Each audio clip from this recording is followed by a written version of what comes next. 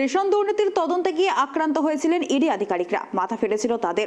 এবার কেন্দ্রীয় আধিকারিকদের বিরুদ্ধেই মামলা করল শাহজাহানের পরিবার।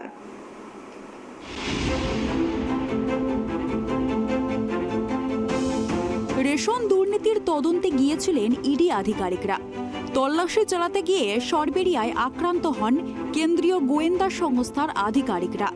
এই ঘটনার পর তোলপাড় রাজনৈতিক মহল। এবার আরও নজিরবিহীন ঘটনা। সরবেরিয়ায় গিয়ে মাথা ফাটল যাদের, সেই ইডি আধিকারিকদেরই বিরুদ্ধে মামলা রুজু হলো।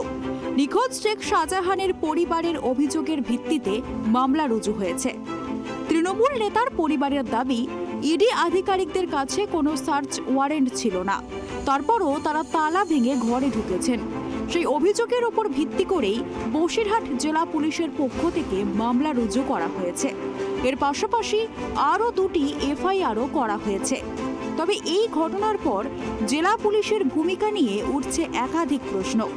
প্রসঙ্গত, দুর্নীতির তদন্তে গিয়ে গুরুতর আহত হন 3 ইডি আধিকারিক। ইট বাঁশের আঘাতে মাথা ফাটে তাদের। এখনো হাসপাতালে চিকিৎসাধীন রয়েছেন তারা। ভাঙচুর করা হয় কেন্দ্রীয় বাহিনীর জওয়ানদের গাড়িও। জওয়ানরা আহত হন। কার্যত ধুমধুমার পরিস্থিতি তৈরি হয়। বস্তুত, রেশন দুর্নীতি মামলায় সন্দেশখালীতে শেখ শাহজাহানের বাড়িতে অভিযান চালাতে গিয়ে এই ভয়াবহ অভিজ্ঞতার সাক্ষী থাকতে হয় ইডি আধিকারিকদের। সেই সময় তারা শাহজাহানের বাড়িতে পৌঁছান। সেই সময় দরজা বন্ধ ছিল ভেতর থেকে। শাহজাহানের দেখা মেলেনি।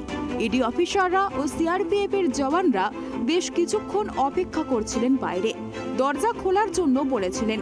কিন্তু এসবের মধ্যেই মাত্র আধ ঘন্টার মধ্যে একদল উন্মত্ত জনতা লাঠি, ইট, পাটকেল নিয়ে ঘিরে ফেলেন ইডির অফিসারদের।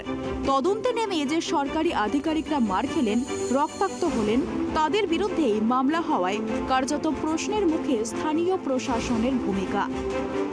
Bureau report, tribe TV.